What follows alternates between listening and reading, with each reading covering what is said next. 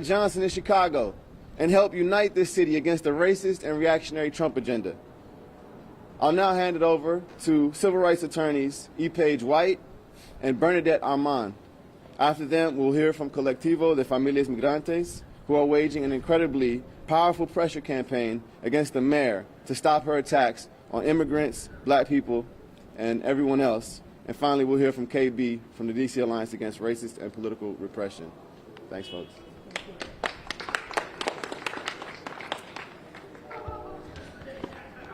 Good morning. My name is Elizabeth Page White, and myself, along with Bernadette Armand, represent Philip Brown, who was an unarmed black man that was shot at by federal agents here in D.C. We are currently faced with an unjustified lethal shooting of a man during a traffic stop.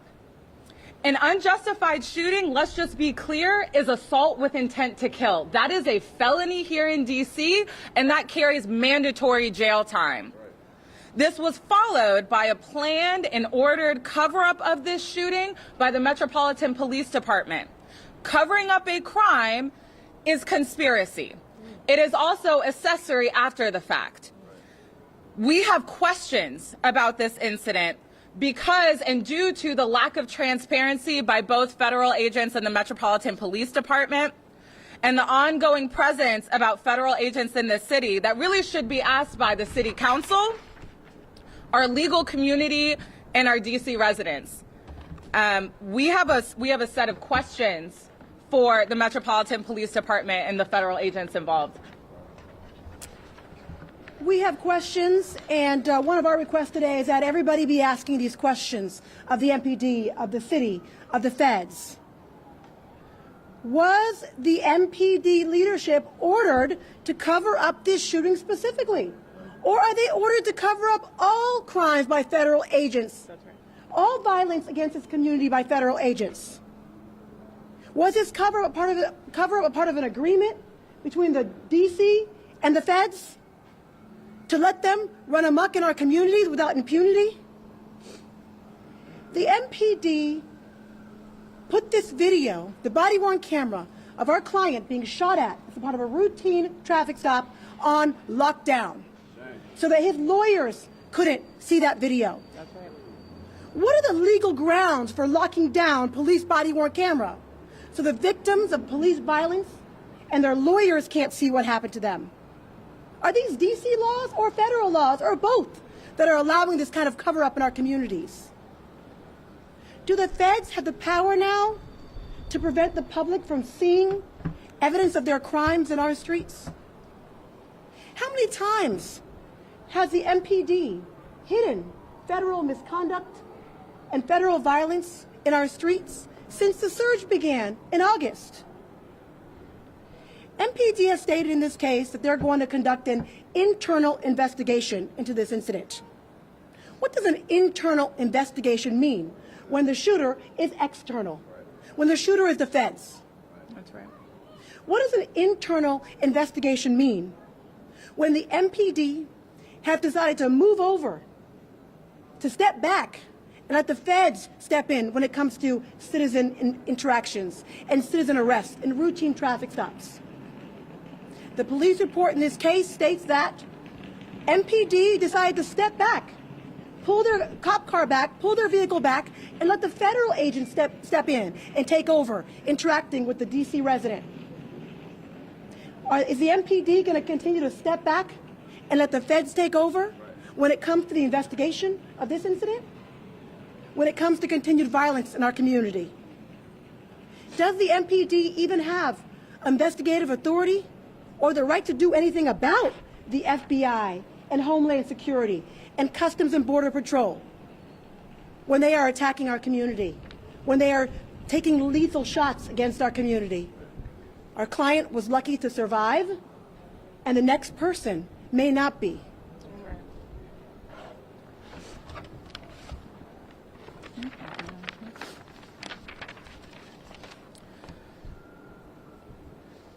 The police report in this case says that our client advanced towards officers, but the evidence shows that the car that they're saying our client collided with or made contact with had no evidence of any sort of crash or contact.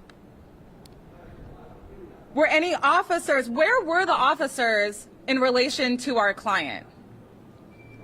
If no officers were in harm's way during this advance, are they going to initiate a criminal investigation into the discharge of a weapon in their own jurisdiction?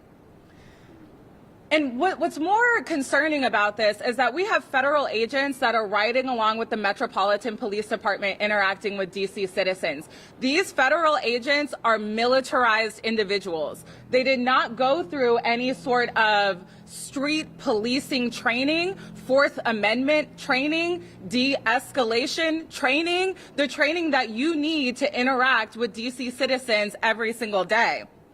We are in the grips of the longest shutdown in federal history. We have flights being delayed, housing instability, SNAP coverage is about to end. Is this the best use of our resources right now? Is to have federal agents policing our streets. And what we mean by policing is really raining down violence and terror on the citizens of DC. And finally, a few more questions that we believe this whole community should be asking for answers to. Will the police release the body-worn footage of the shots fired by law enforcement here? Who ordered the MPD to omit mention of the shooting in his report? Who's running the show? At what point were the mayor and city council members made aware of this shooting and the decision to omit the mention of the shooting in any official reports? When were they told of the cover-up? Did they support it? Does the city council still run this city and the MPD? Or has the council and the mayor decided to move back, step back, and turn this city over to the Trump administration? Those are the questions we need to all be answering today. I think what's most telling about this case is that the reason that they claimed, or that I believe they're going to claim that they fired shots, because as you all know, it is nowhere mentioned in the police report, and no body-worn camera or surveillance footage has been made public. But a DC Superior Court judge dismissed the charge of fleeing against our client, meaning that there was no probable cause, which is one of the lowest evidentiary standards in the criminal justice system, that there was no probable cause or evidence of any fleeing whatsoever. This is a problem. And so myself and Ms. Armand are asking these questions. We will not stop until we get answers to these questions. We will continue to investigate the actions by the Make DC Safe Again initiative and task force. We want to know all of the data and information about who they are interacting with on the streets, where they are going, and what they are doing. If you have been stopped, harassed, or physically injured by this task force, call us and we stand ready to represent you. Thank you.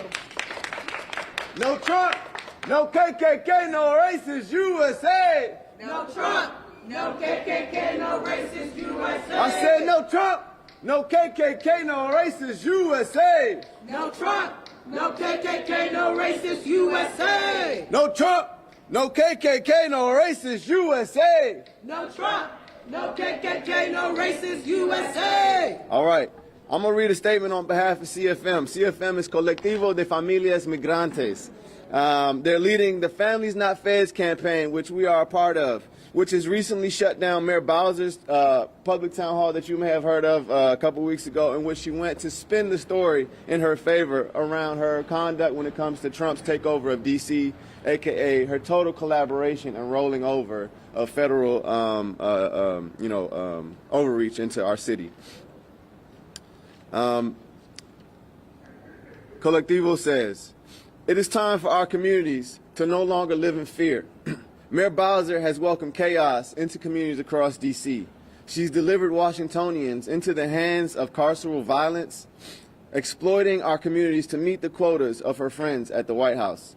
She whispers an ill promise of home rule and false liberation into the ears of our elders, but this is only a facade. We know that our liberation will not come at the expense of black youth. We will not trade our immigrant families to feed the ever-ravenous deportation machine. And we will not allow our black neighbors, our black brothers, to continue dying at the greedy hands of politicians.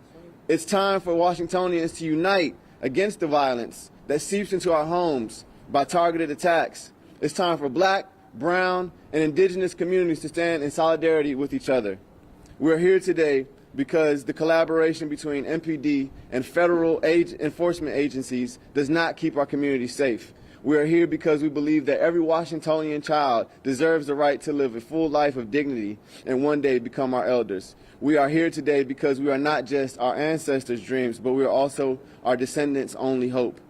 Our community deserves respect, transparency, and justice from the district government. It is time for our governments to step up and protect families, not feds. And I'll just say that Families Not Feds is a large and energetic campaign that is committed to ending the mayor's attacks on immigrants and black youth, which KB will get into more. The DC Alliance is a proud member of that campaign, and we will not stop pressuring the mayor and city council until these deportations and attacks on our people end. We say no business as usual while the mayor is helping Trump terrorize our people. And now we'll hear from KB of the DC Alliance.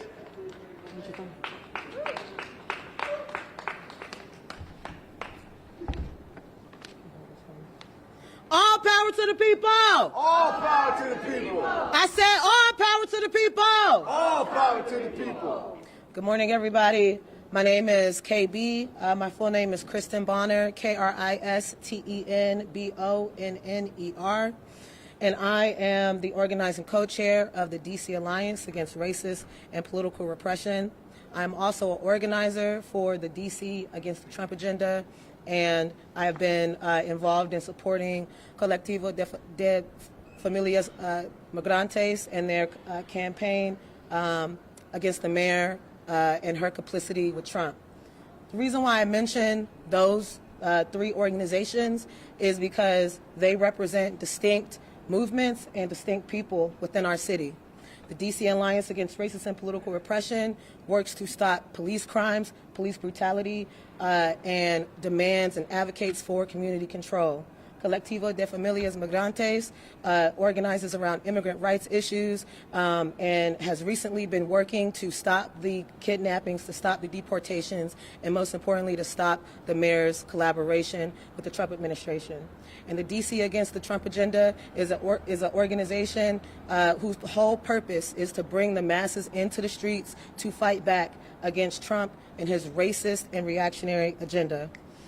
This is important and this is significant because this shows that we, the people, are uniting and we are fighting back.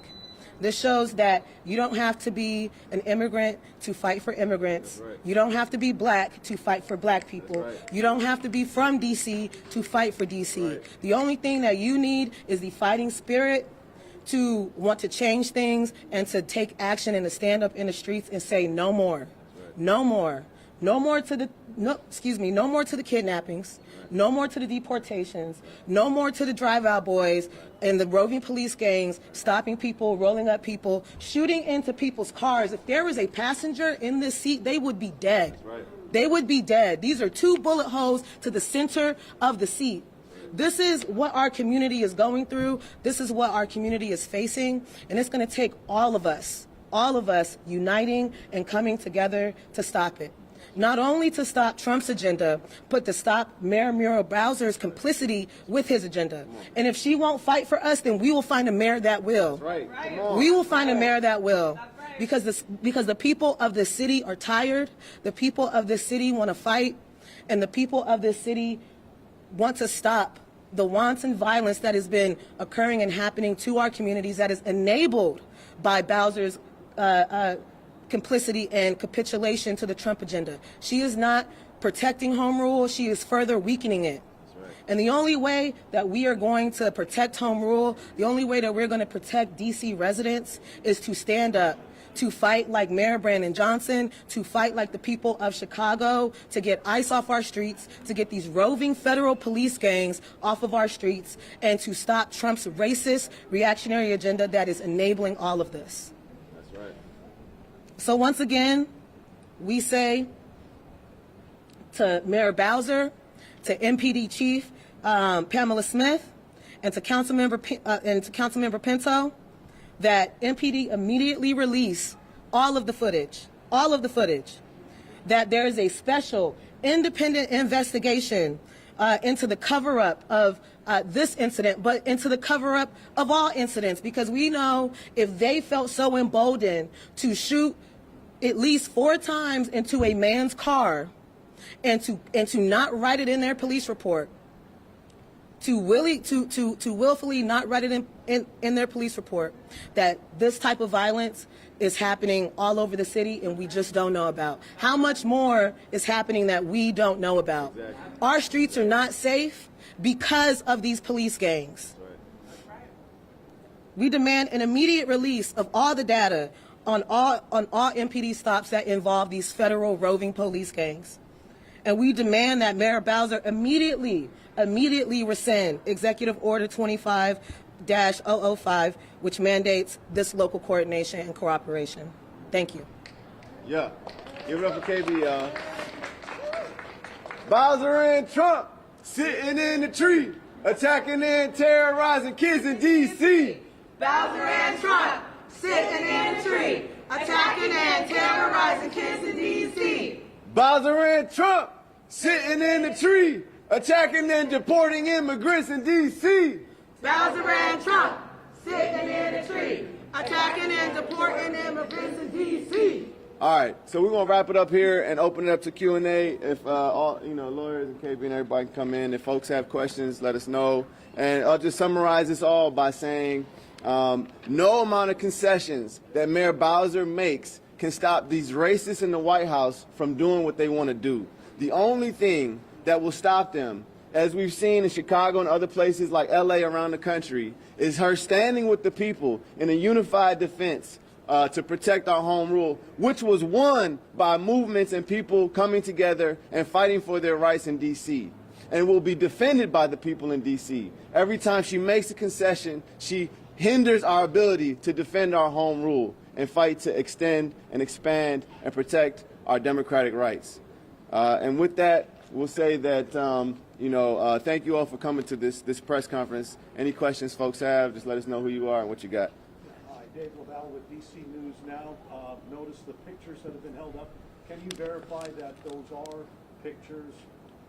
Those pictures that you have with the bullet holes in the passenger seat, there are also bullet holes in the driver's side window, are pictures from Philip Brown's car after he was shot at by the feds and law enforcement in this case. Could I ask a couple questions for the attorneys? What about government DC play game with the police and try to be problem for people like me? Well, that's the problem we have here, is that the D.C. police, working with the feds, is making itself a problem for D.C. residents. Yeah, I'm sorry, I cannot be involved. I cannot be nowhere because everybody follow me. I'm basically from D.C. too, so I live in D.C. all my life. I come from Cuba. I come here for 8 years, so I never move. I live in D.C., Washington, D.C. Many D.C. residents are facing what this man is complaining about, which is being followed in the streets by these alphabet agents, Homeland Security, HSS, HSI, the Customs and Border Patrol, FBI, DEA, ICE. And that's the reality that folks in D.C. are living with on the streets and what we want to call attention to today. You had a question? Yeah, I do. I appreciate it. Can you tell us what capacity you represent Mr. Brown in? We represent him in a civil capacity and trying to potentially bring charges not only against the officers involved in this shooting and cover-up, but also against the Metropolitan Police Department and the agencies as well. So you didn't represent him during the criminal? No, we did not. And then, so are you filing a civil lawsuit against anyone in this matter, or? We're investigating that now. We're like you all in that we want answers to these questions that are going to help us figure out who to target and how to target. The problem with the lack of transparency is it becomes very hard to advocate for your rights and get justice when you don't know who's in charge, when the evidence is being covered up, and you don't know where accountability lies in an incident like this. And then on the body worn camera video, have you requested that? Did his criminal attorney request that during discovery? I'm wondering where the denial, if there was an actual denial made. As a part of a routine criminal hearing where it's decided whether a court has to decide whether someone's going to be held or not based on a charge, the body-worn camera is disclosed to the person who was accused and their lawyers. In this case, rather than disclose the body-worn camera, the law enforcement and the MPD put it on lockdown so that his lawyers couldn't see it as a part of the criminal case. That's right. And also the United States Attorney's Office didn't have access to the body-worn camera either. It was on lockdown from both the defense and the government. And then my last question, can we talk to Mr. Brown? Why is Mr. Brown not participating? Well, I'd say this. Given what we've seen, given the fact that Mr. Brown was almost shot as a part of a routine traffic stop, just last week, he was almost killed. I think it's easy to understand why he wouldn't be standing here today when that kind of misconduct against him has gone basically unchallenged, where he was almost killed and escaped with his life. So Mr. Brown will speak when he's ready, and we hope that these answers will come forward in response to what he experienced. And also including the fact that not only was he shot at, but he was held in jail for multiple days, knowing that he was shot at, knowing that nobody knows that he was shot at, and being held in the D.C. jail for several days until his charges were dismissed. And so we are providing the protection to Mr. Brown that he should have gotten, and we certainly will not have him speak until or unless he is ready. Is the release of this footage key to move forward with the civil suit? I'd say so, because right now we have so many questions. Who is involved? Who shot? We don't know the name of the officer that shot. We believe that it's that he is with HSS, but we do not know that for a fact.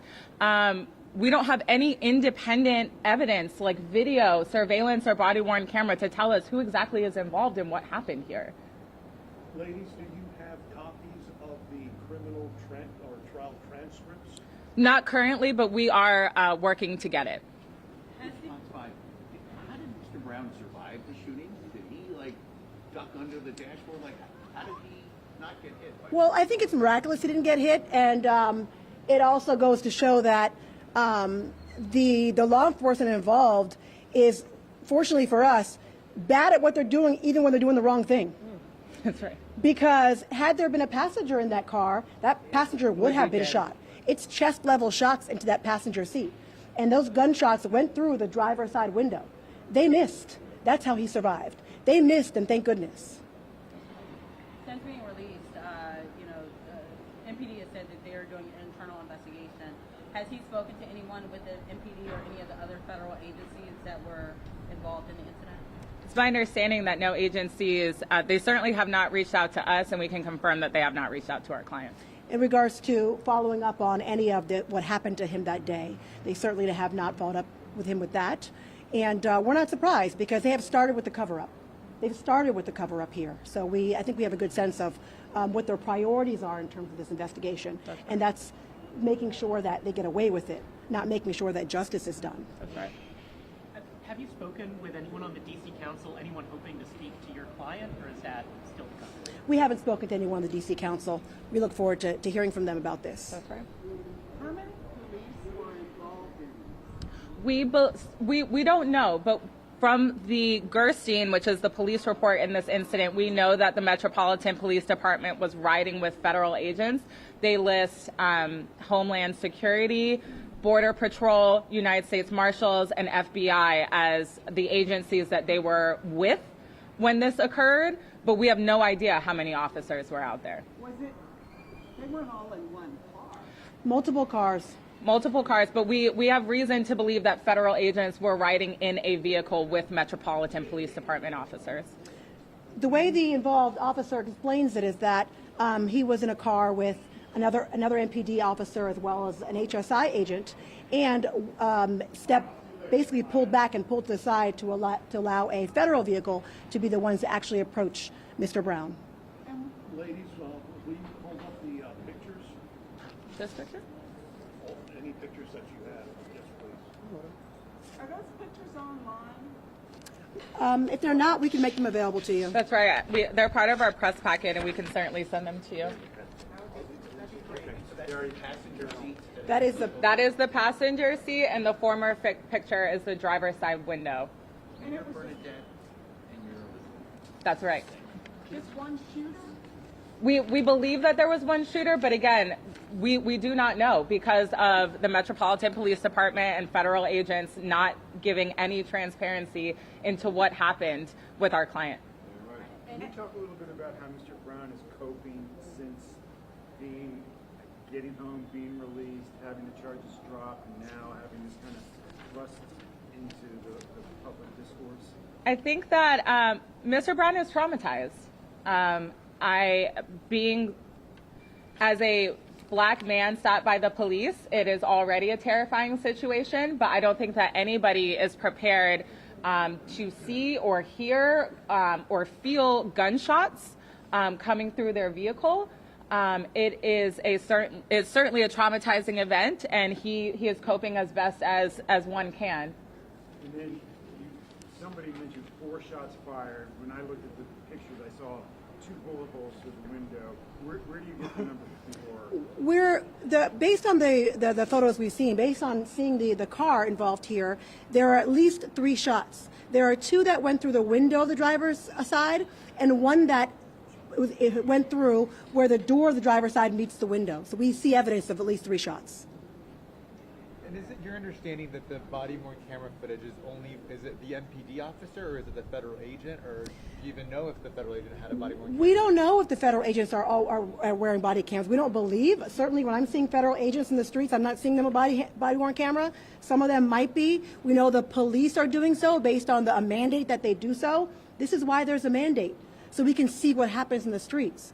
And the feds, who are not under DC rule, don't have the same mandates. That's right. And that's why they shouldn't be on our streets. Is there a chance that the MPD officers are not running their cameras while they're out with the feds? You know? Well, we do know that this particular officer, Sterling, that drafted the police report, has had prior incidences of failing to turn on his body-worn camera. There certainly could be an incident where he failed to turn on his body-worn camera in this incident, but again, we don't know. So you don't know if the video exists. You just know it's not been presented. That's correct. Correct. I mean, we would normally go by the police report in this situation where they mark that they've had their body-worn camera footage on or off, but this police report can't be believed because it omitted the most important thing that happened that day, which is a lethal shooting on our client. That's right. And most police reports start off by saying body-worn camera activated, or at some point in the police report it mentions that a body-worn camera is activated and then goes on to describe what happened. That is not here in this police report at all. So whether it's locked down or doesn't exist, we don't know, but the fact that the Metropolitan Police Department says that something is on lockdown implies, at least to me, that there is something to be put on lockdown rather than it not existing at all. Emmy wrote the Washington Post. I know the criminal defense attorney did not receive the body-worn camera footage from the U.S. Attorney's Office. Have you guys independently requested body-worn camera, and what was the response? If there's any question about it whatsoever, we now officially request the body-worn camera footage in this case. I think it's pretty clear what we're demanding. I think it's pretty clear that we're entitled to it, and certainly the public is entitled to it, and we request that body-worn camera footage now. And we are also... Standing in front of a camera is not an official request of the U.S. Attorney's Office. Have you made a written request to the U.S. Attorney's Office? The United States Attorney's Office is not going to release any body-worn camera to any civil attorneys. They only have an obligation to do so in a criminal case to a criminal attorney. So that case is now sealed. The United States Attorney's Office will not be providing us with any body-worn camera. That is not what they do. Separately, though, another demand that we have is who are these officers and are they still on the force? While the Metropolitan Police Department has said that they're going to be conducting an investigation, typically agencies, when they do that, also mention an officer is on paid leave or they're on administrative leave. We have no evidence or information whatsoever about who these officers are and if they are still patrolling these streets, if they are still on the force, if they still have a weapon. And so this is a very serious community issue that needs to be addressed now. You said it was a routine traffic stop. Does the report say why they pulled him off? The MPD claimed that they were stopping him related to dark tints on his car. could not be more routine. And he ended up being shot at. And he was in the car when the shots were fired. Yes. But he was accused of trying to flee. Correct. That's correct. According to the MPD, his car revved. I imagine that revving has something to do with the fact that he was being shot at, but according to the MPD, the car revved and moved, and they claimed that he was advancing towards officers, but the officers were staying to the side of the car, not in front of the car, and the officers were approaching the car when they allegedly heard a rev, and the shooting happened. That's how they're describing it. And that's all the more reason why we need to see this body-worn camera and see what really happened and have some real accountability here. And there was some discrepancy in some of the court filings about a car accident. Was there a car accident that he was involved in the car in front of him? There is when law enforcement claimed that the car revved and then it moved. Allegedly, his car moved forward and made contact with the car in front of it. There's no evidence of a crash. He wasn't charged related to a crash, but there is evidence that the car may have rolled forward during this incident, during the shooting, and hit the car in front of it. But they were both pretty much stopped or moving very slowly right there at that point because law enforcement had stopped them. There's also no information about that car, that driver. So we have, again, the reasoning that the police have given in this case didn't even pass a preliminary hearing, did not even pass the probable cause standard, which is the lowest standard that we have in our criminal justice system. So we have reason to question that as well. And you talked a lot about accountability here of MPD and also Mayor Bowser's office. Are you seeking accountability from the federal agencies as well? Absolutely. We're seeking accountability for everyone who was involved in this and everyone who's been involved in continuing to put D.C. residents in contact with agents who are untrained, who are not leading with an interest in civil rights and our constitutional rights, and who don't live in or love this community. We live in and love this community and support the D.C. residents and believe that anybody who we come into contact with for law enforcement purposes or otherwise should be committed to the civil rights of this community and actually creating a safe community. You cannot be a part of a Make America Safe initiative when you're shooting at unarmed people in a routine traffic stop. The feds aren't making D.C. streets safer. They're making them more dangerous. I would also like to add, on that question of whether or not, the federal officers should be held accountable. We absolutely want the federal officers to be held accountable. We want D.C. officials to hold the federal officers accountable. They cannot come into D.C. and break our laws, you know what I mean? That's why we say that she's further eroding home rule every time she rolls over to the Trump agenda. They have to enforce the laws that exist on the books. That's why we're saying Mayor Bowser, Councilwoman Pinto, and Police Chief Smith have to step in this moment if they really want to fight for D.C. and hold these federal officers and MPD officers accountable to the fullest extent of the law. Fire them, charge them, and lock them up. Any other questions before we wrap this up? I have one more.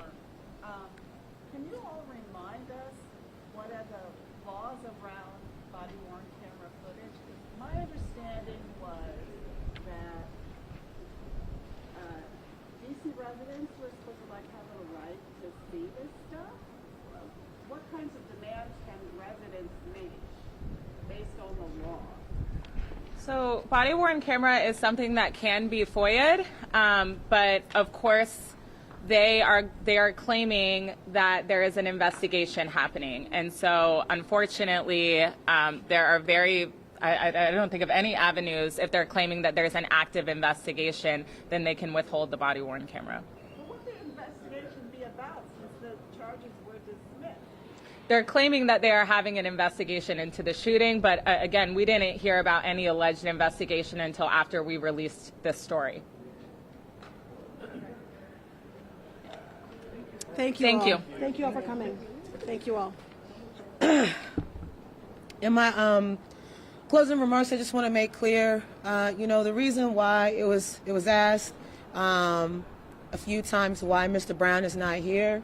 Clearly, if MPD is and these federal police gangs are willing to cover up the shooting, we don't know what else they're willing to do, and we are not going to put Mr. Brown in any more danger than he already is. And I think that is clear. I also want to talk about the woman standing to my right. This is Tara Martin.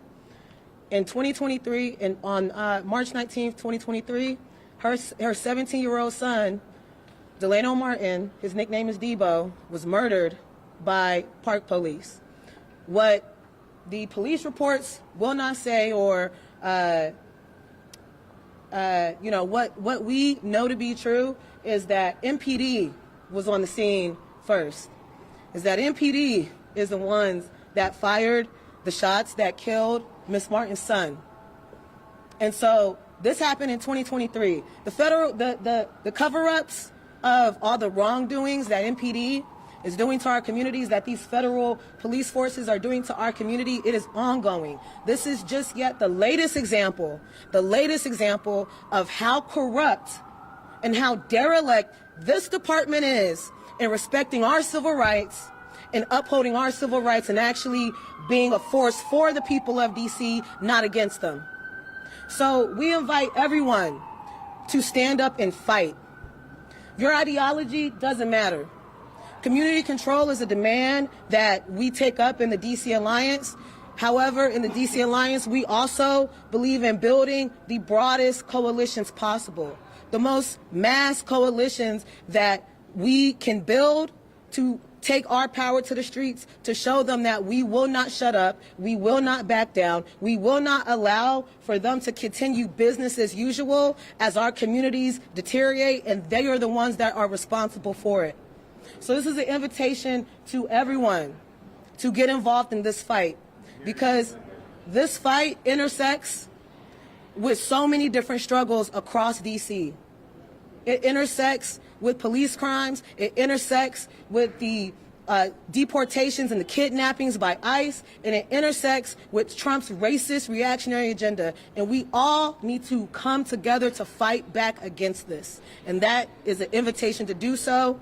Tomorrow at 9 o'clock, there will be a hearing on the federal police, working with MP.